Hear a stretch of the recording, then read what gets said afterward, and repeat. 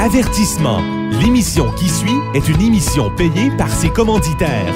Les propos tenus sont ceux des intervenants participant à l'émission et ne reflètent pas nécessairement les opinions des employés et administrateurs de VIA 95 FM. Bienvenue à l'émission Deux gars, une Bible. Deux gars, une Bible. C'est deux gars en mission pour faire connaître le vrai message de la Bible.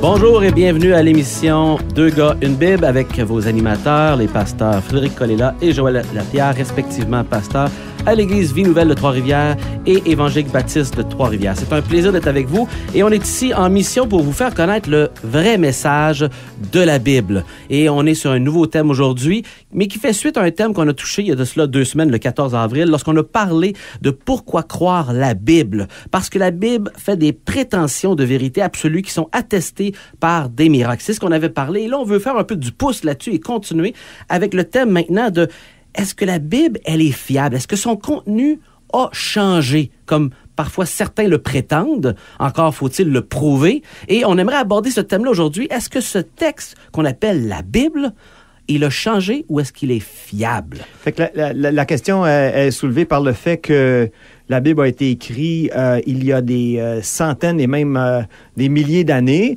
et qu'à l'époque, il n'y avait pas de photocopieur, il n'y avait pas d'Internet, il n'y avait pas de photos et toutes ces choses-là. Donc, c'était écrit à la main sur des papyrus ou des peaux qui se détérioraient. Donc, il fallait les recopier continuellement et les gens vont soulever la question, ben regarde, écoute, comment est-ce que tu veux que on soit sûr que ça a été bien copié. Hein, comme le jeu du téléphone. Exactement. Hein? Tu fais le message à un, à l'autre, puis finalement, rendu au bout du compte, c'est du n'importe quoi. Exactement. Est-ce que c'est comme ça, la Bible, du n'importe quoi, ou est-ce qu'on a un document fiable? Exactement. Et si oui, pourquoi? Et surtout, si on va mettre à ce document-là, quand je dis un document, je parle de la Bible en tant que telle, oui. Je vais faire confiance à ce document-là pour comment je vais vivre ma vie, et aussi pour mon éternité, parce qu'il y a un message qui adresse ma destinée éternelle après la mort. Tu sais, il y en a un au-delà, par définition. On meurt, puis on n'est plus ici. On est de l'autre bord. Puis par définition aussi, l'autre bord, c'est pour toujours. Fait que c'est important.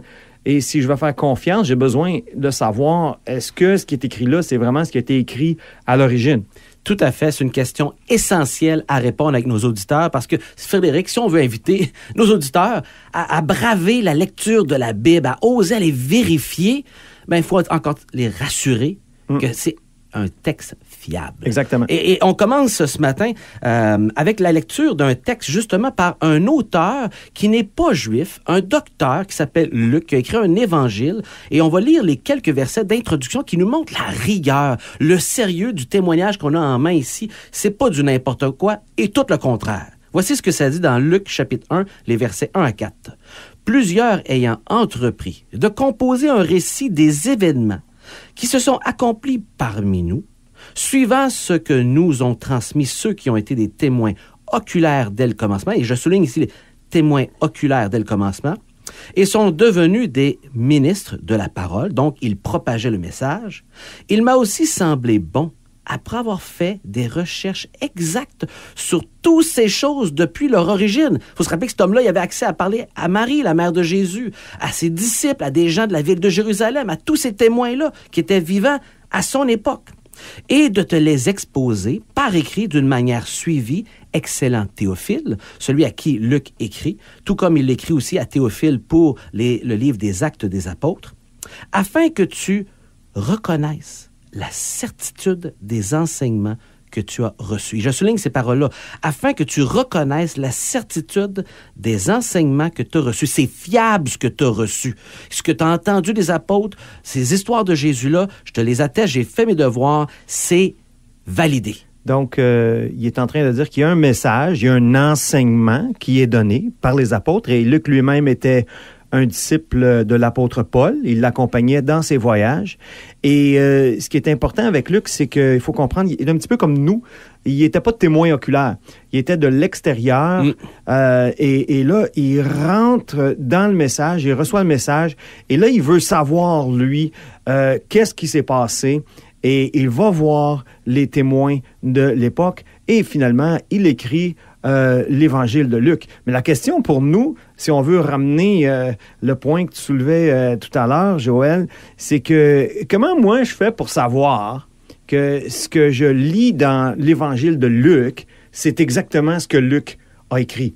Tout à fait. Parce que, mais les gens vont dire, ben là, regarde, ça fait 2000 ans de ça, c'est impossible de transmettre ça, etc.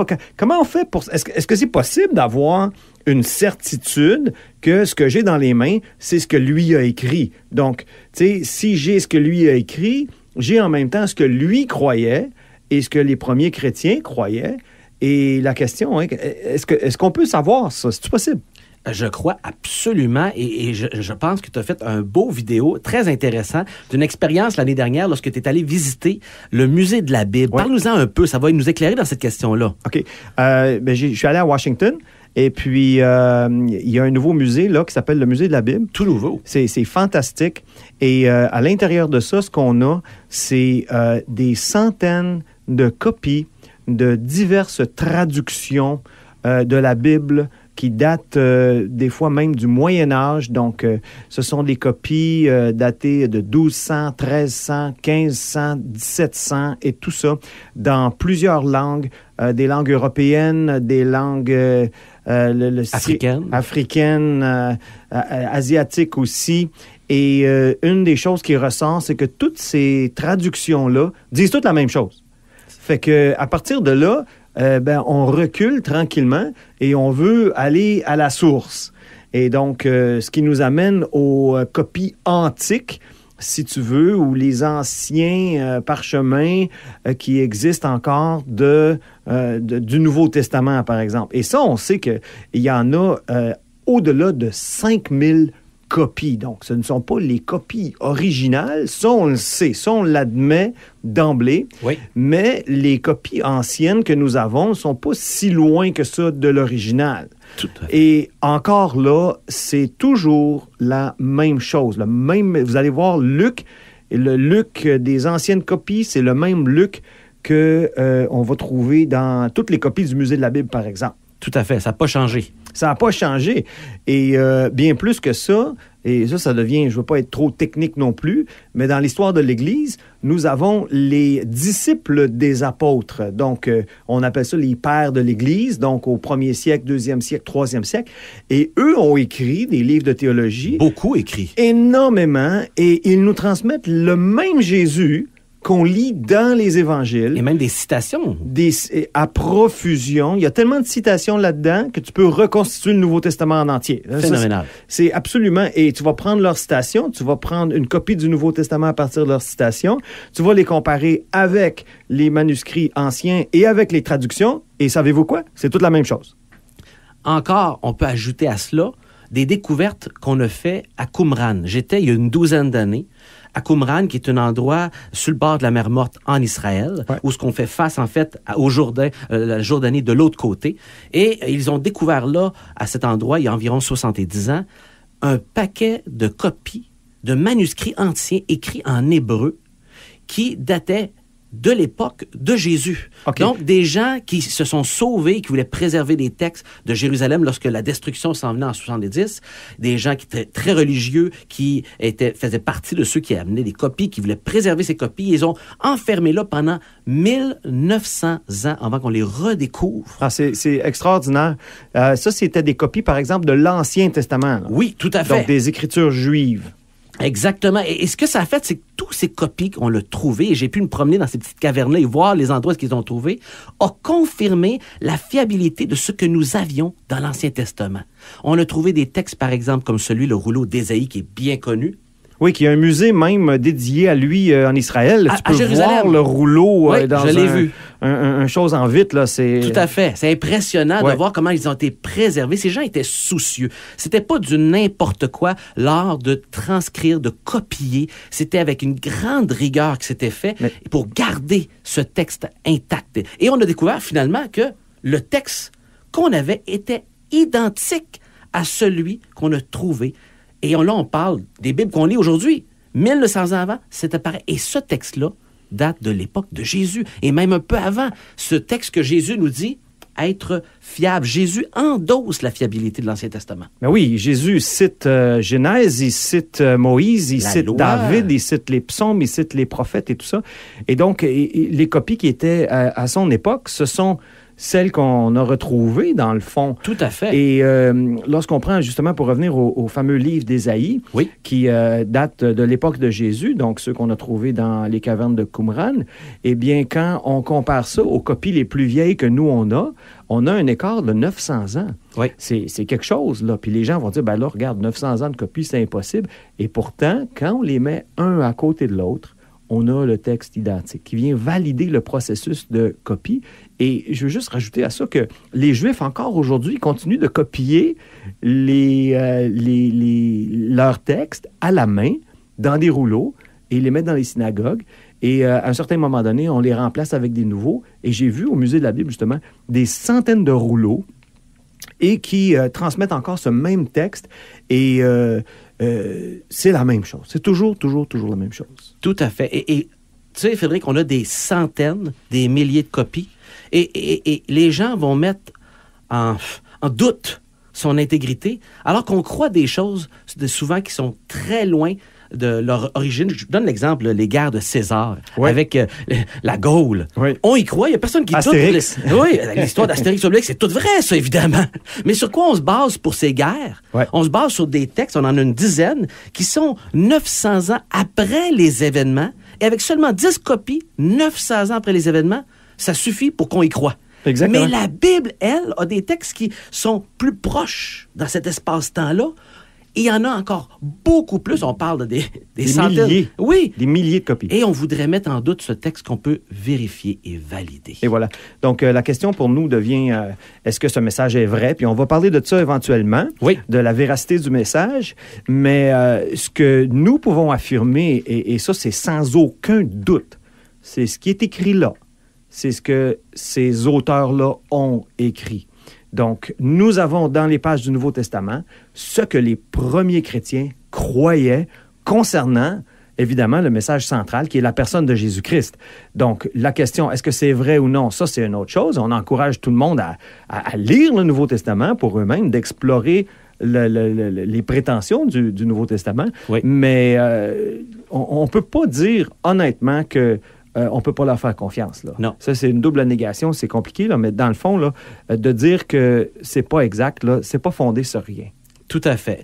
Mais maintenant, certains, peut-être, sont juste pas intéressés aussi, parfois, à vérifier, sont pas intéressés à le savoir que c'est vrai ou pas parce qu'ils n'ont pas d'intérêt. Mais on espère, auditeurs, vous intéresser, piquer votre curiosité pour vous inciter à aller lire vous-même les paroles de Jésus, les paroles du Nouveau Testament, les paroles de l'Ancien Testament et découvrir ce Jésus. Et terminons justement sur des paroles de Jésus. En fait, ce que je voulais lire, c'est un peu les paroles de l'apôtre Jean. Ah, ben oui. Qui lui, il disait « Ce qui était dès le commencement, ce que nous avons entendu, ce que nos yeux ont vu, ce que nos mains ont touché, donc concernant Jésus, eh bien, c'est ça qu'ils ont mis dans les Écritures. Et évidemment, ils ont mis aussi les paroles de Jésus. Et là, je reviens au texte que tu disais tout à l'heure. Et Jésus a dit « Mes brebis entendent ma voix. Je les connais, elles me suivent. Je leur donne la vie éternelle. Elles ne périront jamais et personne ne les ravira de ma main. » Donc, Jésus nous invite à lui-même, à ses paroles, et que si nous mettons notre confiance en lui, et il va nous prendre en charge d'une certaine manière et nous assurer de notre éternité, dans le fond. Et ces paroles, si vous voulez les relire, c'est dans l'Évangile selon Jean, le chapitre 10, les versets 27 et 28. On veut vous donner ces références pour que vous puissiez aller voir vous-même et lire ces mots écrits et fiables qui n'ont pas changé. En terminant, alors voilà, c'est à peu près tout le temps qu'on a pour aujourd'hui. On serait ravis d'avoir vos questions, vos commentaires, vos réactions. Vous pouvez nous rejoindre à 2 gars, une Bible, tout écrit ensemble, @hotmail.com. Vous pouvez aussi visiter notre page Facebook, donc 2 gars, une Bible encore sur Facebook, et interagir avec nous. On aimerait énormément avoir vos réactions. Et si vous aimeriez avoir un Nouveau Testament, faites-nous parvenir la demande. On est prêt à vous l'envoyer gratuitement, sans aucune demande de notre part. Et en terminant, nous vous invitons aux réunions publiques du dimanche à l'Église baptiste évangélique de Trois-Rivières, au 8305 boulevard des Forges, ou à l'Église Vie Nouvelle de Trois-Rivières, au 80 La Treille. Il nous fera grand plaisir de vous rencontrer. Et donc, jusqu'à la prochaine. Bonne journée et prenez le temps de lire votre Bible.